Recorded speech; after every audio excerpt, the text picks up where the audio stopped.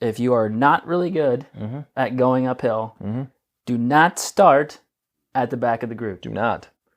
And try to be as big of a road obstacle as you can. Absolutely. Abso-friggin-lutely.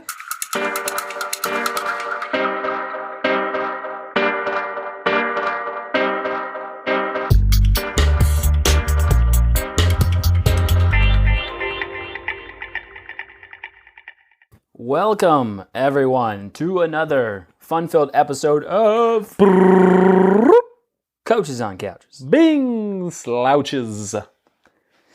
Today I think this is going to be a favorite.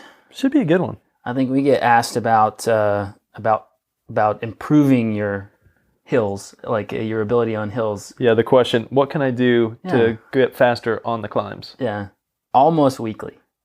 Very often, yeah, for sure. So today we're going to talk about, we've dubbed it hill climbing domination. Yes, and it's geared toward the cyclists.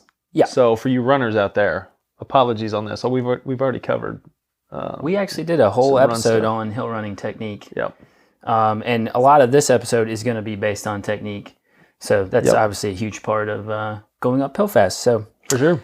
I am Coach Dale Sanford. And I am Coach Bryant Funston. We are the co-founders of BPC Performance Coaching, where we specialize in helping time-crunched athletes optimize their busy schedules so they can maximize their athletic performance.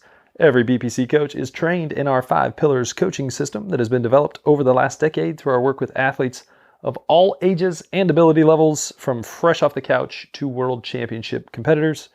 You can find out more about BPC by going to buildpeakcompete.com, checking Facebook and YouTube at buildpeakcompete, or all up on that Insta at BPC Performance.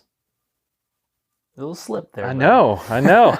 That's why I had it open. I had it open just in case. I was a little confident. I went in a little confident on that one. A little cocky there, Funston. All right, we'll get to the topic of today, but first, shout-outs. Shout-outs. The season's kind of winding down.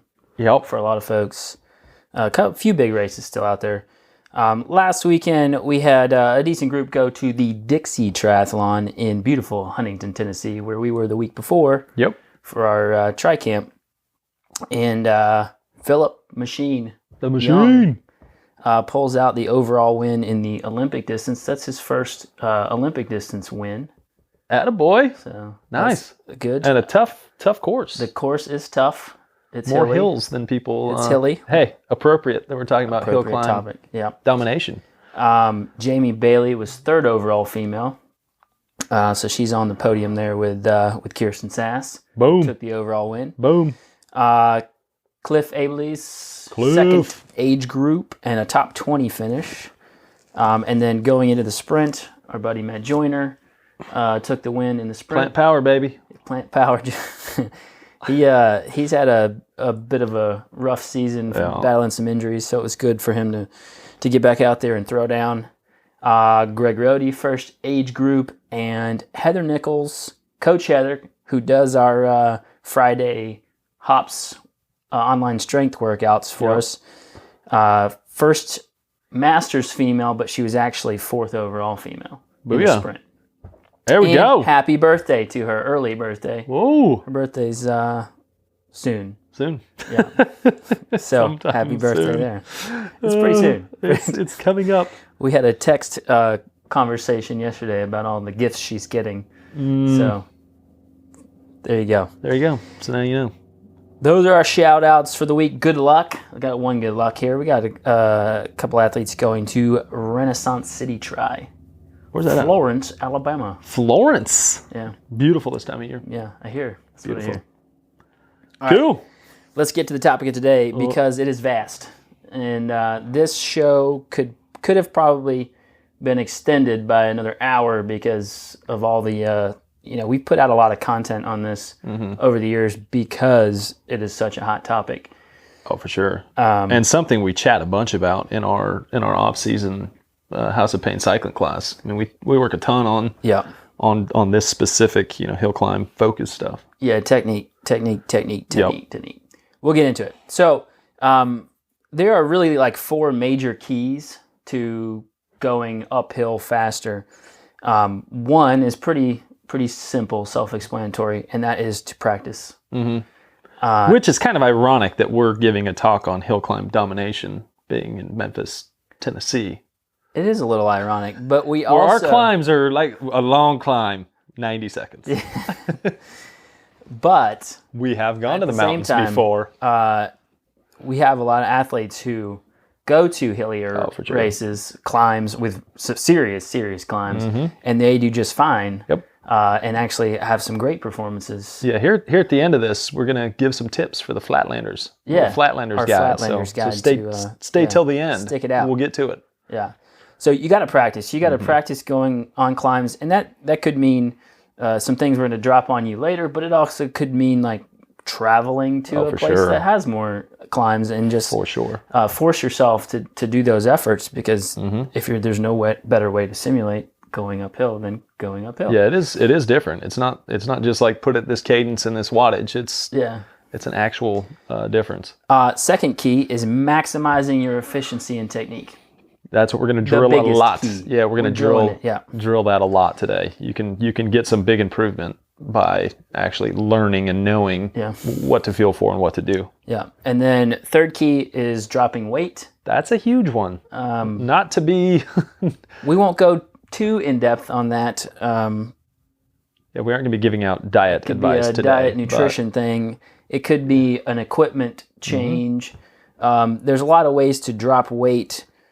We'll just put the big thing that we want to touch on there is that most people, it's easier for you to take 5 pounds off of your body. And cheaper. Yeah. Easier and cheaper to lose. Yeah, you're thinking about the whole system here. You're thinking about bike and body combo.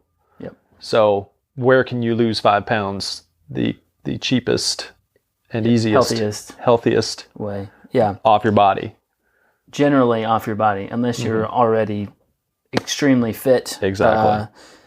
And that's in that case, that's why you see a lot of the like elite pro climbers when they get on the biggest part of the climb, bottles, bloop. Oh yeah, exactly. Oh yeah, for sure. Get rid of. How nice would that be? Weight. Like to number one, have like a set person that goes and gets your bottles for you. Yeah. And then you only ever need to ride with like a half filled bottle on your bike. And then you just direct someone to go get you more. Yeah, you and I ride with 8 pounds of water. Exactly. 8 pounds of fluid. Got 2. We both have 2, sometimes 3 1-liter bottles. Yep. So big boys. 4 to 6 pounds of water of fluid. Yep. Yeah. So weight is a big one. When the grade goes up, power to weight. Yeah. When you're overcoming gravity, and the more you're having to overcome gravity, the bigger that power to weight, which that's the fourth one, increasing power. So dropping weight, increasing power, we call that your power to weight ratio.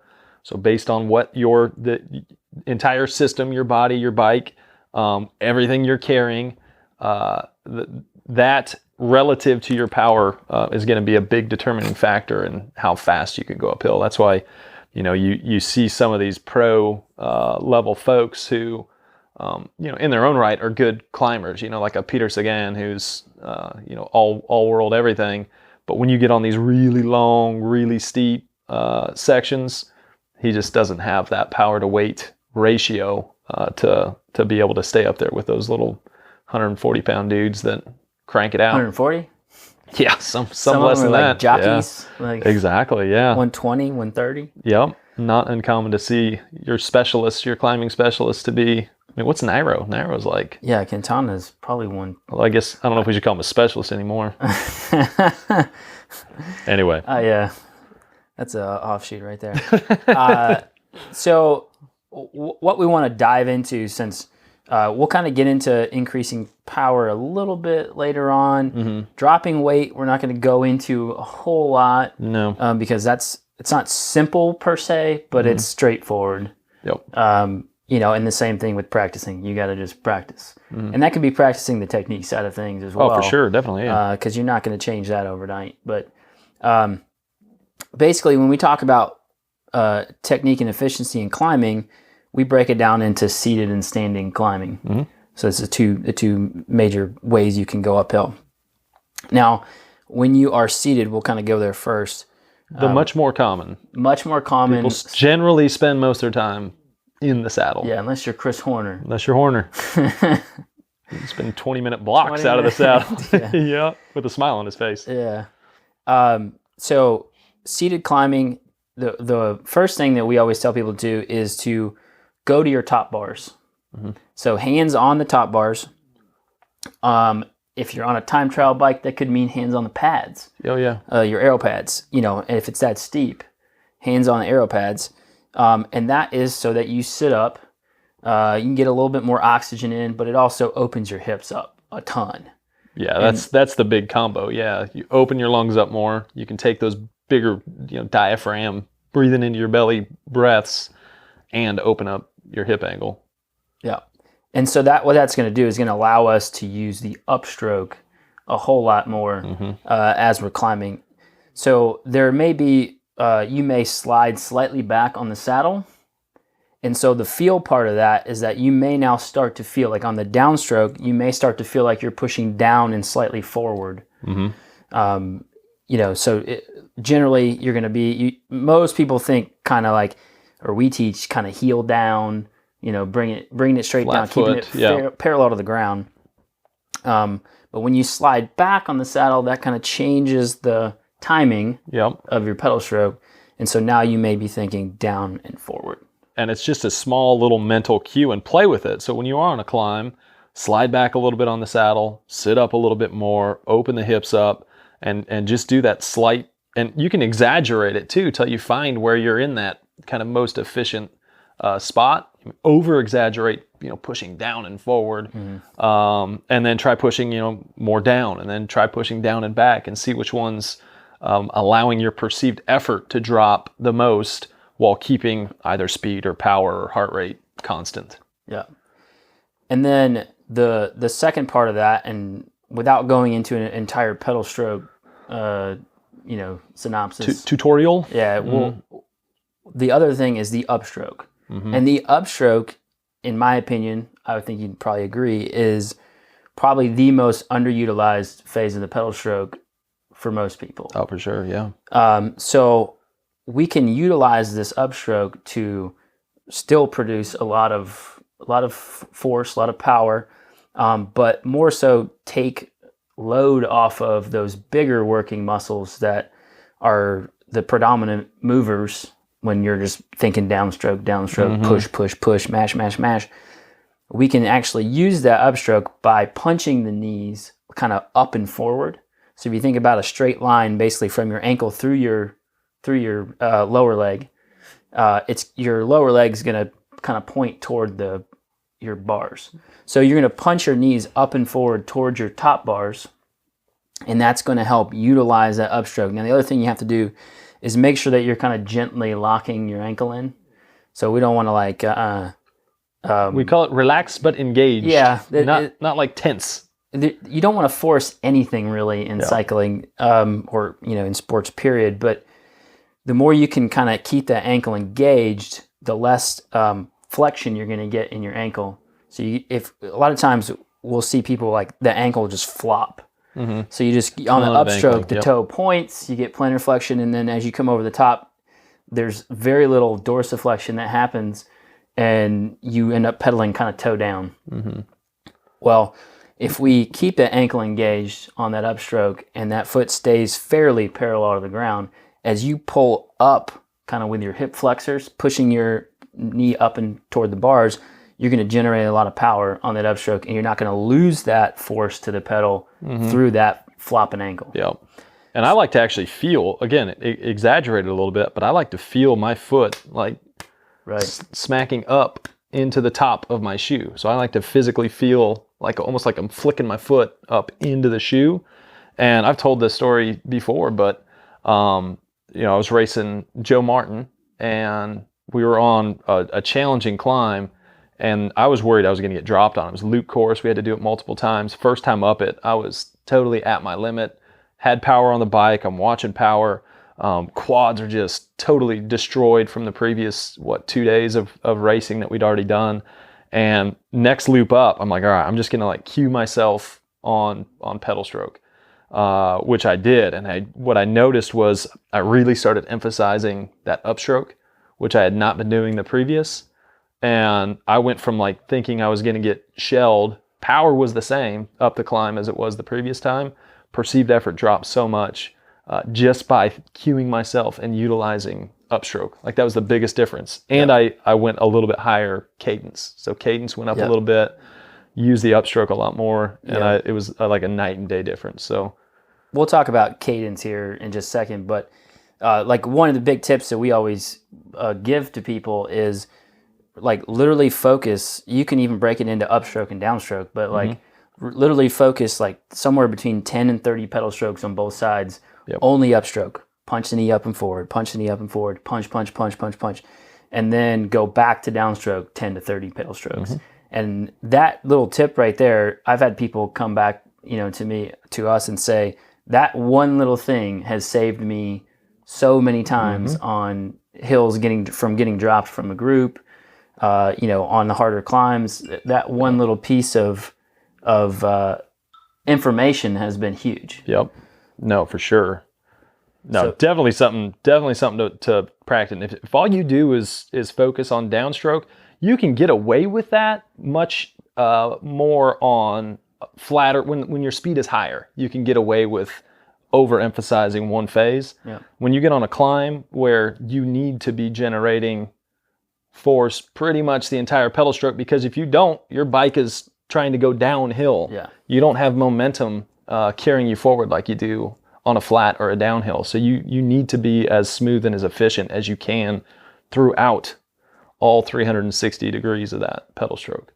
Yeah, and I say this probably 5 times a week, our elevator speech on pedal stroke efficiency is to keep that ankle engaged but not locked, and then think about keeping your feet as parallel to the ground as possible. And that's more for road bike. On a time trial bike, the whole system's rolled forward a little bit, so you get more heel up. Yeah, you get a little bit more heel up. But and when you're like on the upstroke, you don't have to maintain that perfectly flat foot.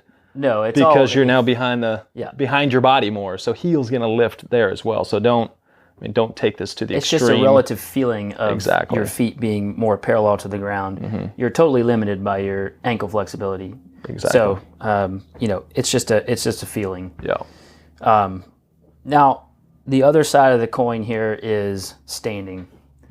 Now, standing is it's a whole lot tougher for people to really get the technique of standing while climbing. Yeah. And every year when we do House of Pain, that is probably what people struggle on the technical things that we spend time on. Yeah. That's probably the thing that people struggle with the most, as far as how long it takes them to get it. And just the general population, I bet most people would say that their quads, tops of their legs, just burn out, blow up.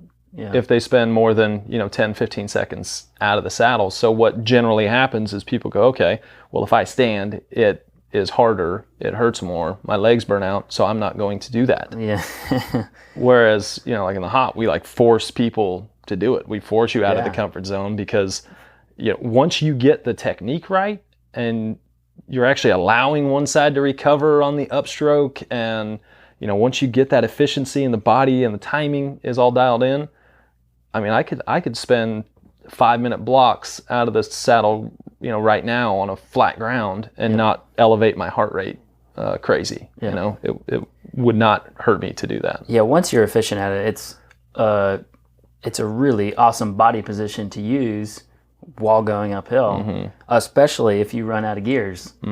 So probably the biggest mistake that we see people make when they are trying to climb out of the saddle is when they get off of the saddle, they actually stand straight up. Their butt goes basically elevating over the saddle. Like a hover. Yeah, like a hover versus sliding forward. So we always explain it as when you come out of the saddle, you want to slide forward off of the saddle instead of coming straight up above the saddle. So everything's shifting forward, and your shoulders are basically going to come roughly over your hands. Yeah, depending on how steep of a climb you're on will impact how far your body is forward versus not. But But give or take, shoulders. You definitely shouldn't be hands way out in front of your head. Otherwise, you're throwing all your weight onto your legs. Yeah. So we're trying to get balance between what your arms and upper body is supporting versus the load that your legs are having to take. Yep. And if you're not putting any pressure on those bars, there's a good chance that those legs are taking a lot of that stress. In sprinting, the reason you want to stand is, like Dale said, if it's steeper and you run out of gears, you're able to generate more force standing than you do seated. That's why when you see sprints happen and in races, not many people are sprinting seated. They stand to sprint and generate quick, short burst power. You can generate a lot of power for sure when you're standing. So, but becoming efficient at standing is going to also allow you to relieve other muscle groups when you are on a climb. Pretty easy to really engage those glutes when you're up and out of the saddle. It's easy to give the back a break. Spending a long time in that kind of climbing position, especially if you're at a lower cadence, putting a lot of torque through your core as well, your back can totally get smoked. Yep. Yeah, and so standing helps alleviate that and distribute that muscular load differently. The other big things that we talk about when we're explaining standing is that, like, when you're basically, your crank arm is roughly 7 o'clock, so past that 6 o'clock, that vertical. Yeah. Once you're about past 6 o'clock, your body, if you took a picture, a still shot at that moment, your body should look pretty straight from your ankle through your shoulder.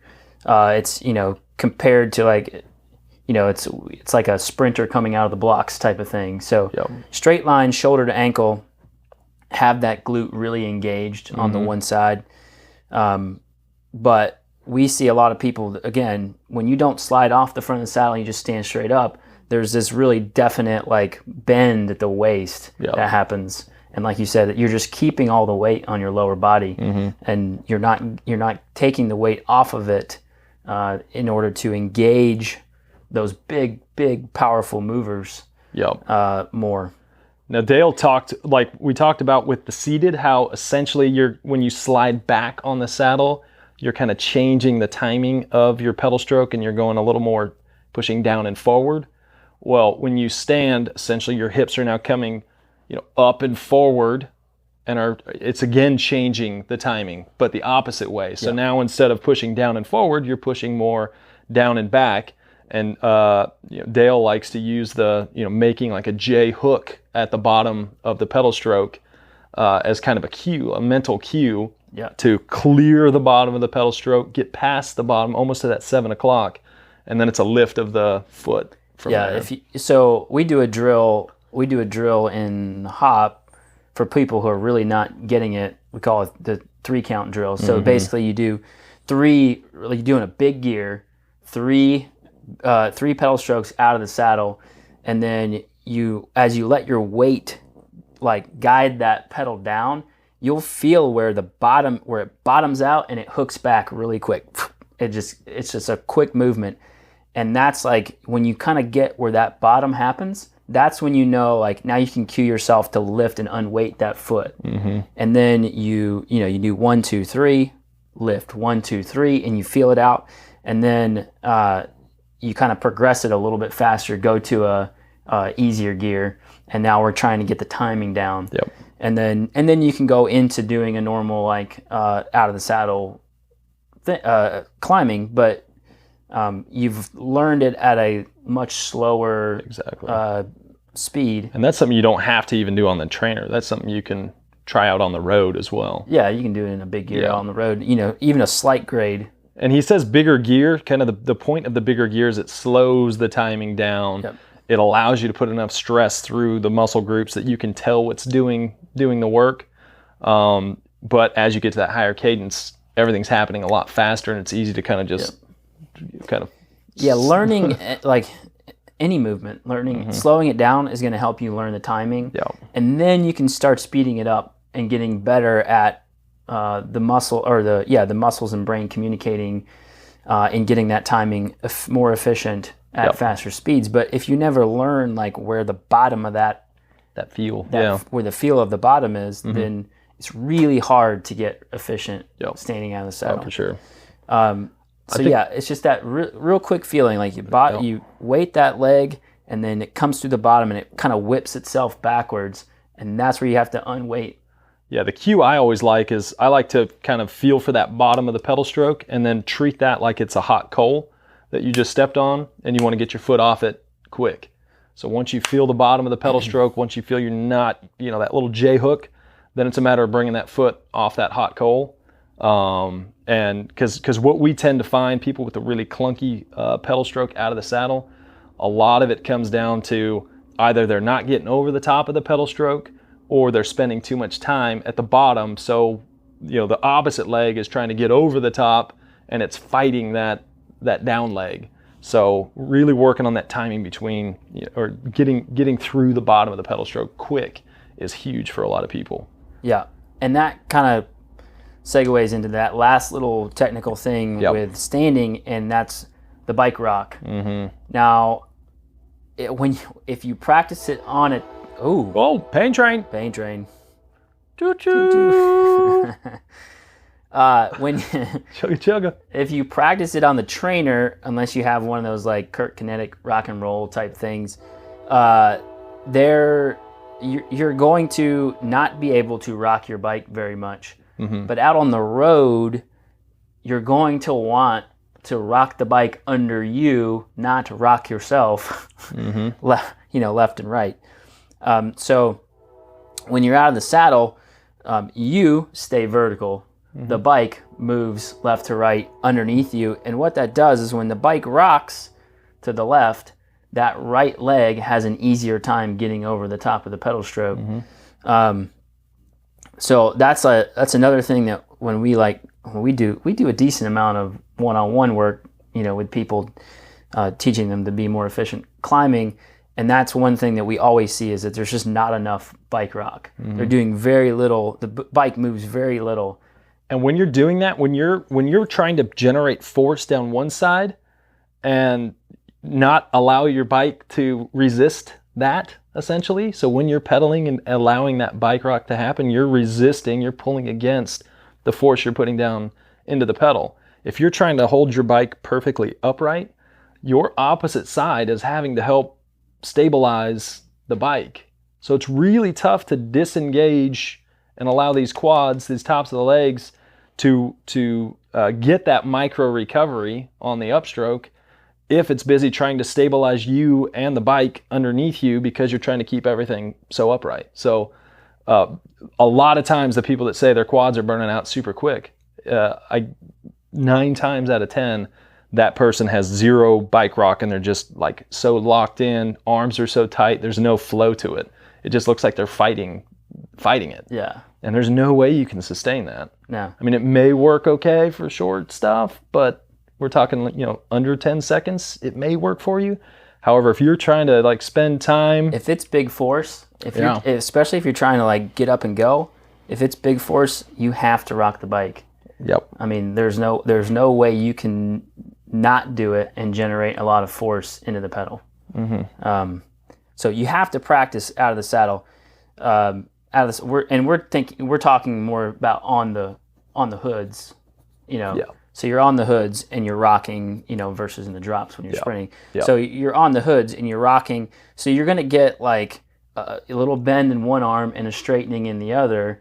On the trainer, when you're practicing it, you can practice the rhythm of it by kind of bending one arm and dropping a shoulder. Mm-hmm. And you kind of get this shoulder rock going. Yeah, the upper body tends to almost like a fish swimming a little bit more when you're indoors, just because your bike's locked in. You can't. And it's good for you to get the rhythm down. Mm-hmm. It's not it's not perfect technique, but it's good to have that rhythm in your timing, in your practice, timing aspect of it. Yep.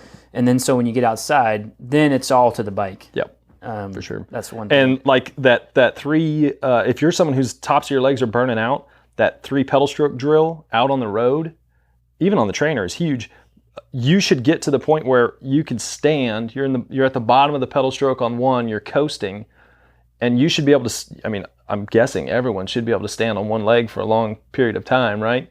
You should get to the point where you're at the bottom of the pedal stroke, you're coasting, and you're allowing your muscles to relax on both legs. So you should get to the point where you're like super relaxed, 3 pedal strokes, opposite leg, feel it relaxing, because you're trying to program, the body, like what position do I need to be in order to allow these legs that recovery time. And it doesn't take much, but we want muscle groups to relax, otherwise they're fighting the opposite side. Yep.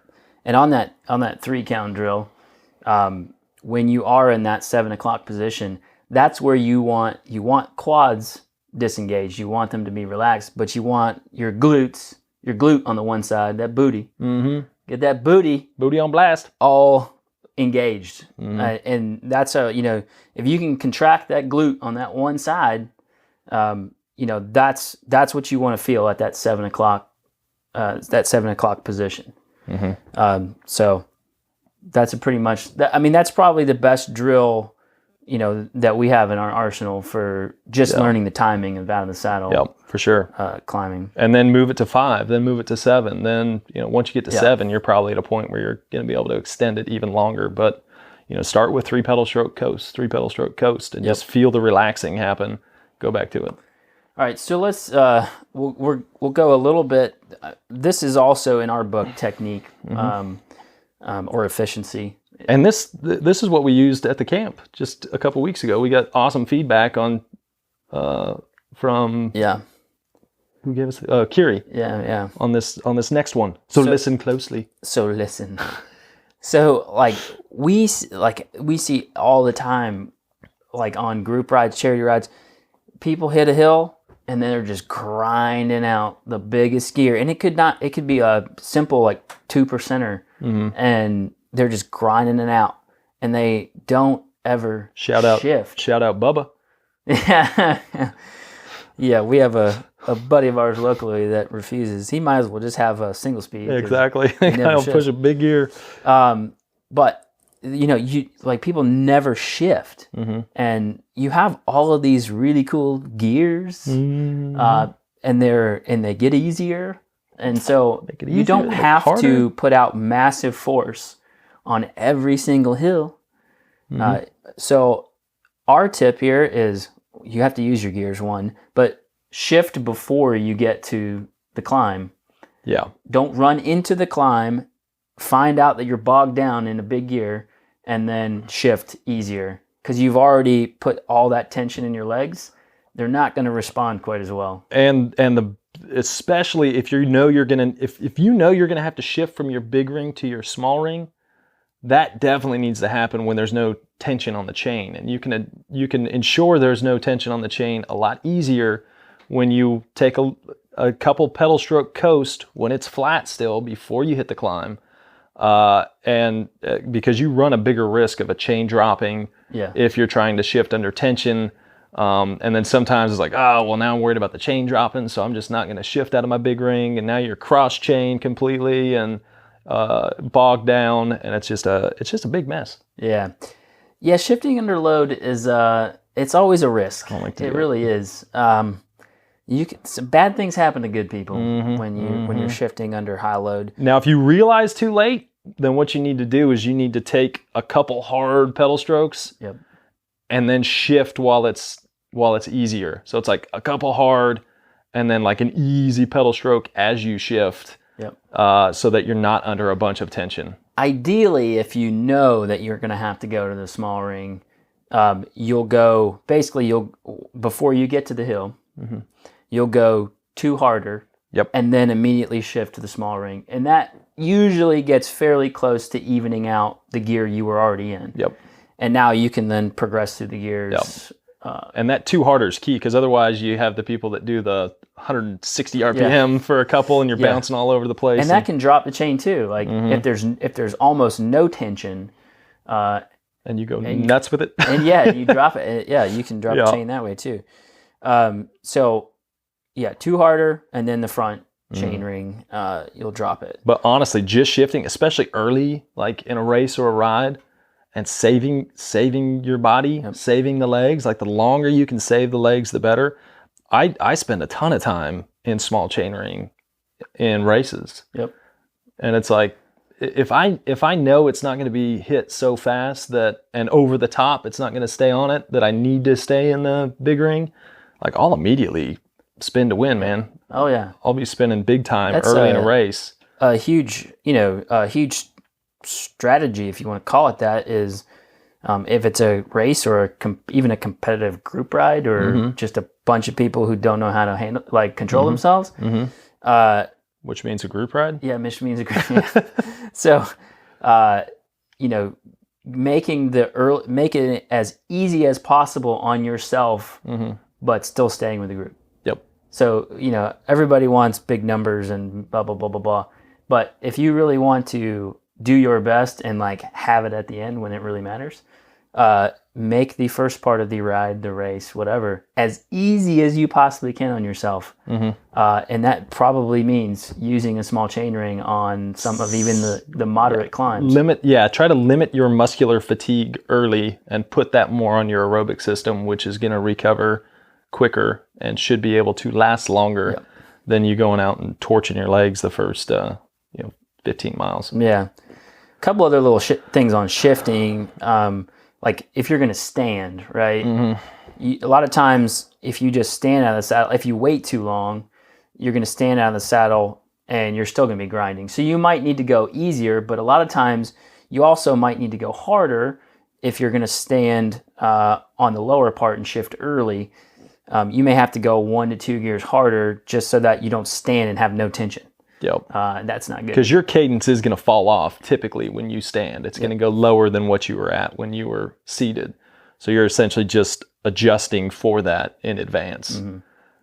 And be careful not to throw your bike back. I guess this really isn't it could be domination to throw your bike back and wreck the person behind you. But don't be a jerk.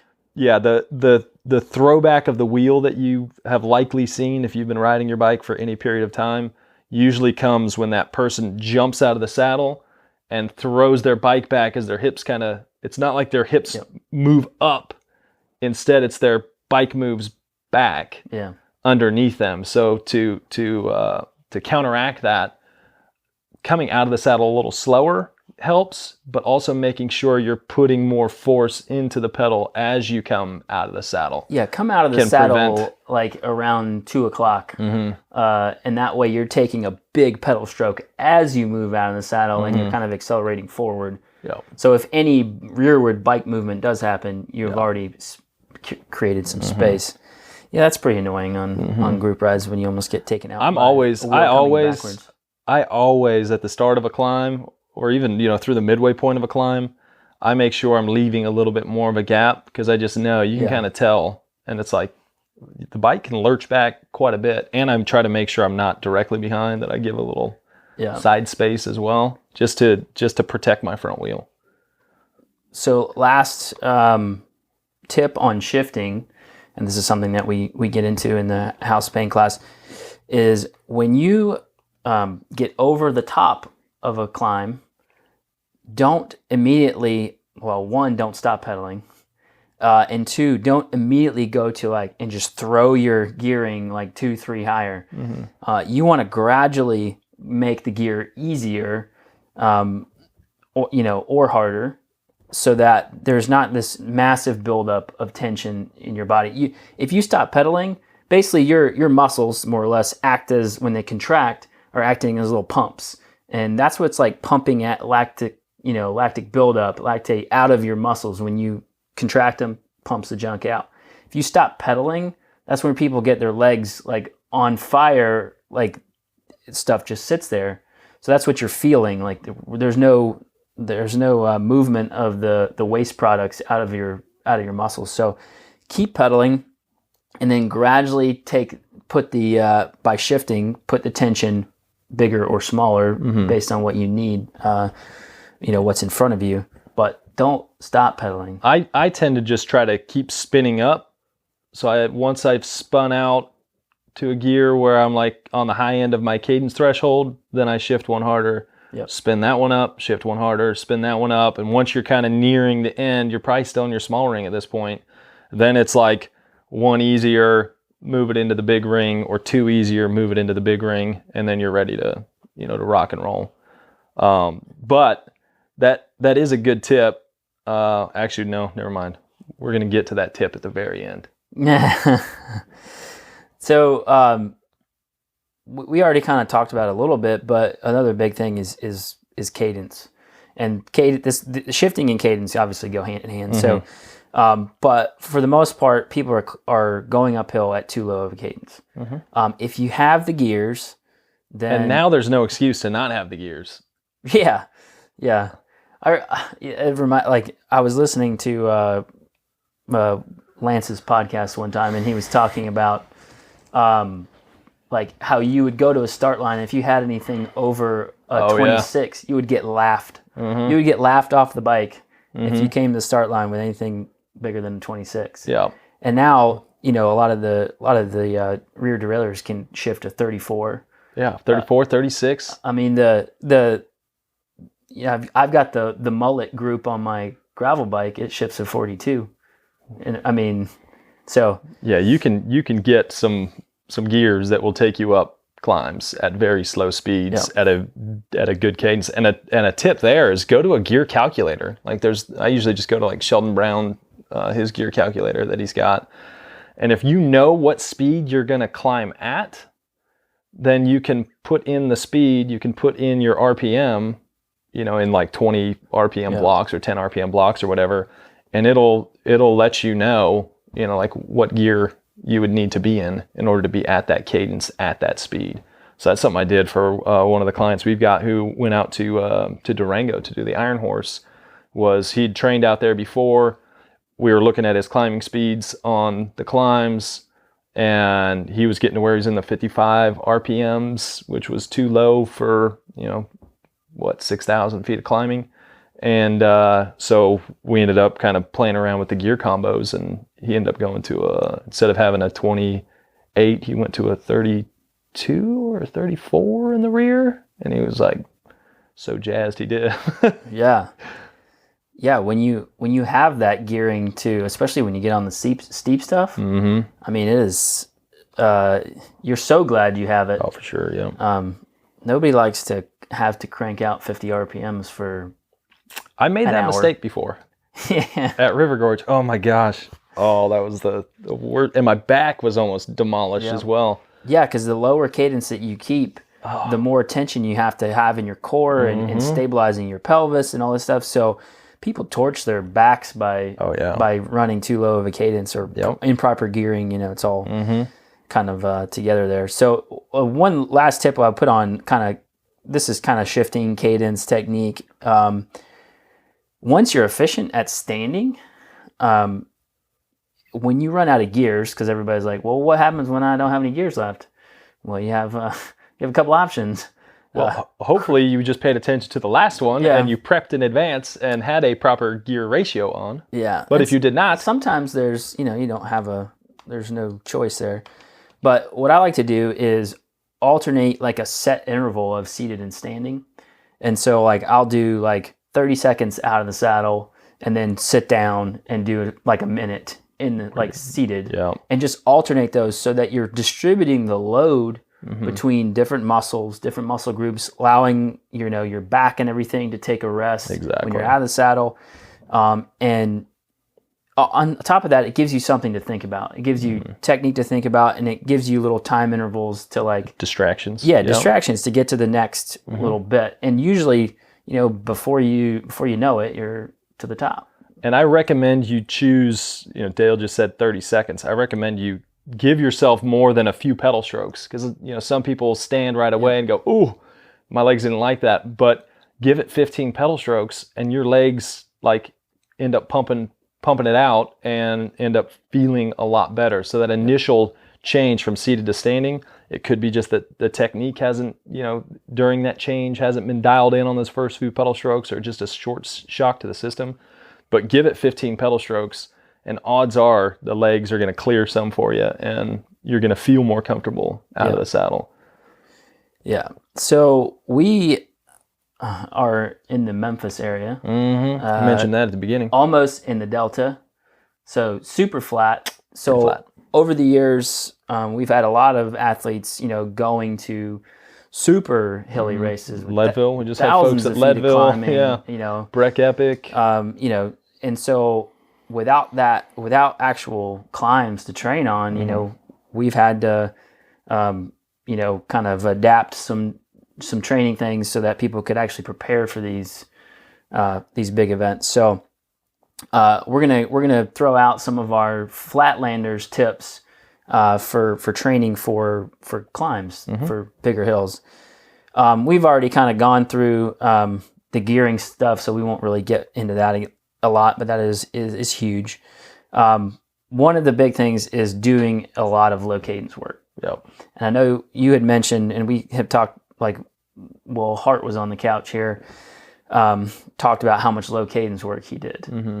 So putting in that low cadence, meaning higher force, you're having to your body has to adapt to putting out high force for a long period of time. Mm-hmm. And that, low cadence for some could even be like 70 RPMs.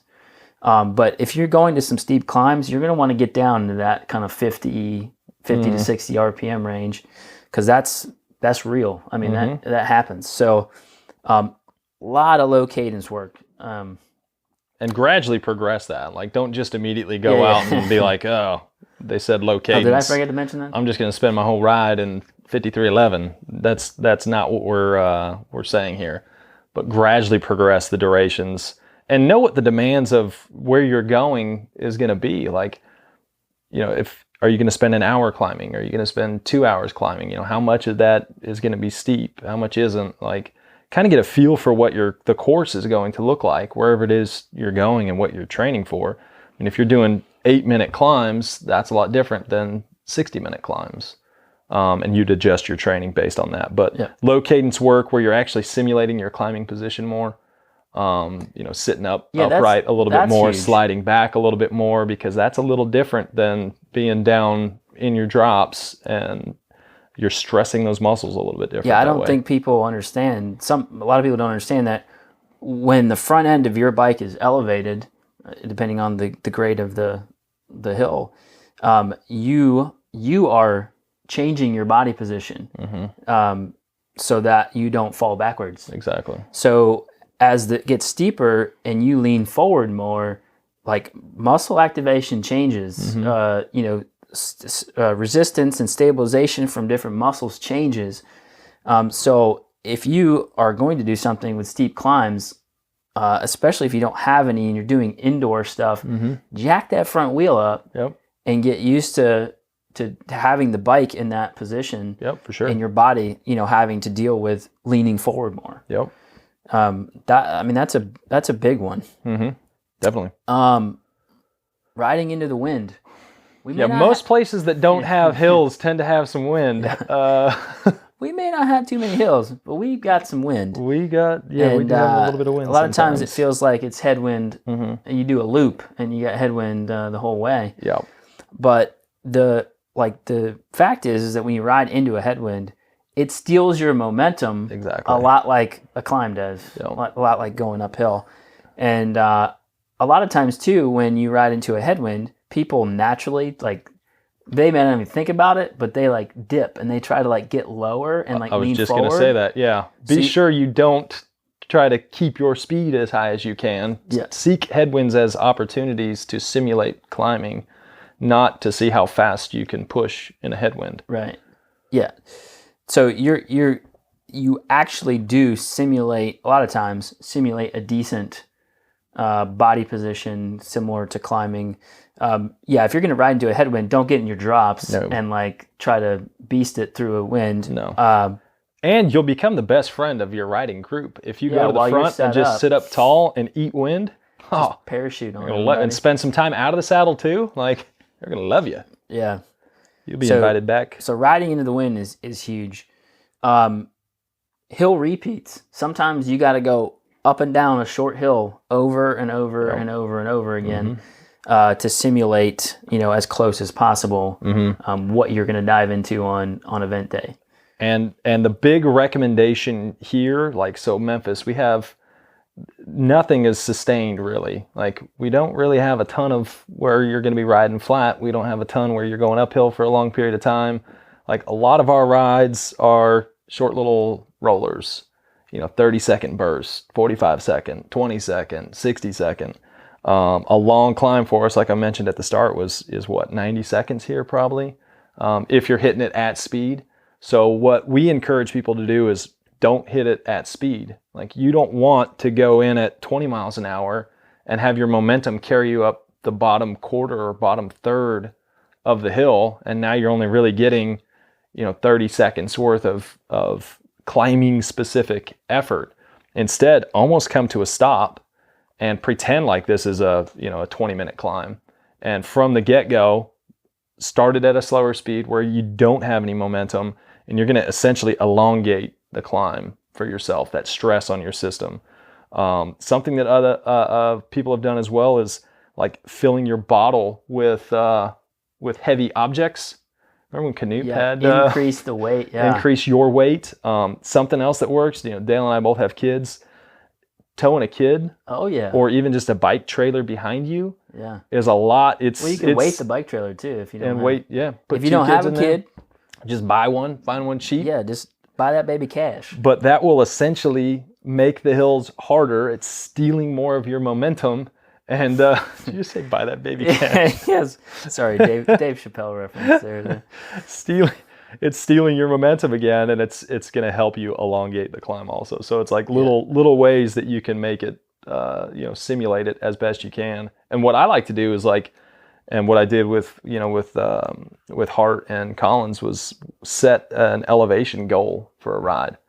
Like, hey, go out there and, we say 4K. 4K for a lot of people are like, 4K, I get 4K in my first, 30 miles. But 4K for Memphis, that could be 100 plus miles if if you're not seeking out climbs, you're not doing repeats. It can take a long time to get 4K of climbing here in Memphis. But if you go out with that as your goal, find a hill, do it 10 times, ride to the next one, do it 10 times, just so you don't mentally go insane. And then, that's going to do a lot more to benefit you than just going out and slogging out miles. Absolutely. So, last tips, and we've already kind of gone over a lot of these on our. I think we had a whole episode on group ride tips for not getting dropped. Yep. Some of these overlap. So, one is starting climbs at the front of the group. Bingo, bango. My favorite tactic when you don't. Your power to weight isn't quite what the smaller guys is. Starting at the front so that even if you start fading, you fade to the back. If it's a bigger group, you might get all the way to the back, but by the time you do, you'll probably be up and over the climb. That's the hope. Or you can be off the front. Like your goal is to still be with the group when you crest. Yep. So if you start at the back, it's a bad place. Bad place. Because you have zero margin for error there. Yeah. If you start at the front, that means you can probably go up the climb 15, 20 seconds slower. Listen to that again. Or more. If you are not really good at going uphill, do not start at the back of the group. Do not. And try to be as big of a road obstacle as you can. Absolutely. Absolutely. Get to the front. This next tip Throw your elbows out. It's one that I really believe in, really encourage. Pre-breathe. Like, if you've been going at an easier effort, when you hit a climb, it's going to get hard. Pre-oxygenate the system. It's the same thing I do before a time trial, at the start line. I'm filling the body, filling the lungs with oxygen and trying to process, consume as much oxygen as you can before you actually hit the hill. And even if you're not like super loading your body on oxygen here, it's mentally already putting you in the frame of mind to be focusing on your breathing, which is something that you're going to really need once the climb hits. You don't want to get halfway up. One of the things that always happens here is like people don't start breathing till the effort's high. And we did a video before where we looked at like when the heart rate actually rises relative to when power starts. Yep. And there is that delay. So if you're waiting for your body to start telling you like, oh, I'm starting to have to pump a lot more. That would be a really interesting one now that the a lot of the Garmin heart rate straps measure respiratory rate. So you could see when the breathing increased versus where the heart rate started to come back up. Yeah. Might have to redo that video. I have to look at it. Yeah. But you want to be breathing at the start at the level that you will be breathing or need to be breathing at the end of the climb. Don't wait till it gets harder and harder to do so. Yeah. This next tip is kind of a rehash of something we already talked about. This is the one I was going to mention earlier. Yeah. So the top of the hill is really not the top for you. And that is because when you're cresting the hill, the front of the group is going to be accelerating as you're maybe still slowing a little bit or starting to accelerate. So you have to keep pushing over the top of the hill so that you don't get gapped off basically over the crest. But at the same time, like we said a little while ago, when your legs stop spinning, you're no longer pumping the junk out of the legs. Yep. And so, by keeping at least a little pressure on the pedals and turning your legs over, you're going to kind of pump out the junk. And your legs will recover quicker. I've seen a lot of people get dropped by assuming the top was when everyone was going to ease off. Assuming the top was where everyone's going to ease off because we made it to the top. In a race situation, that doesn't usually happen. Even in a faster or harder group ride situation, that doesn't happen. So mentally be thinking about, okay, I'm going to be putting power to the pedals, not to the top, but the finish for me is over the top when I'm back up to speed on a wheel, back up to speed, and then I can focus on recovering. But don't focus on recovering until then. Yeah. Next one. Big. I like this one. It's positive self-talk. Yeah, if you tell yourself you're not a climber and you suck at the climbs, guess what? Guess what? You do suck. You are going to continue or possibly begin not doing well on climbs. So, tell yourself you can make it. Tell yourself you can last 10 more pedal strokes. Mentally be positive. Don't, as soon as you start telling yourself bad stuff, it's that whole self-fulfilling prophecy where, okay, yeah, I knew I suck at climbing, so of course I'm going to get dropped here. And your willingness to suffer longer and battle more is a lot less when you've already told yourself, oh, I can't climb. Yeah. So you don't even try. Yep.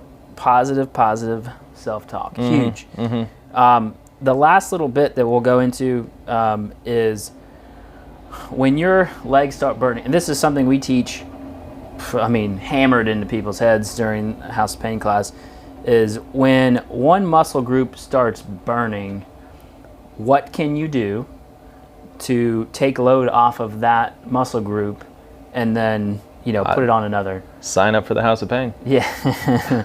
Information on that coming shortly. Information coming out in roughly 1 month. So, just real quick, if your quads are on fire. Tops of the legs, for those unsure. We can thighs. Some people call them thighs. Yep. You can start thinking about pushing more down with the heel, driving the heel down a little bit more. Relaxing your toes. Relax the toes, drive the heel down, and that will allow the glutes to work a little bit more on that downstroke. That's the big one. Versus the quads. Focus on trying to pedal with your butt muscles as opposed to the tops of your legs. Yeah. And then, which you can do. Yeah. And then if the glutes start to, cash out on you, or if the quads, also another way to take pressure off the quads is focus more on the upstroke and allowing your hamstrings and hip flexors to do a little bit more work by punching that knee up and forward. So you're really just constantly moving load from the prime movers that get burnt out to some of the other ones that aren't as fatigue resistant, but they can do work for a little while, and then to give that micro recovery. Yeah, odds are if one muscle group's starting to burn out, it's because you're overusing it or you're fighting it on the opposite side. So knowing what muscle groups work during the different phases can be huge. We say this a lot. It helps with climbing, but it also helps if you start cramping. Like if your quads start cramping, or if your hamstrings start cramping, what do? Well, start using the muscle groups that aren't that muscle group and work on the phases of the pedal stroke that will help alleviate that. Yeah, we could do a whole episode on pedal stroke. Yeah. Phases. Yeah, we kind of did. We did? We did a little bit today. I can't remember. All right. You got anything else? I think that was pretty... That was fairly in-depth in about an hour. Was it an hour? Yeah. Roughly? All right. Those are all our tips. Granted, you won't be seeing us stealing any Gibraltar KOM climbs out in California. Nonsense, poopy pants. Positive self-talk. All right, we appreciate everybody hanging out, listening, watching, and we will catch you guys next time. Peace. Adios.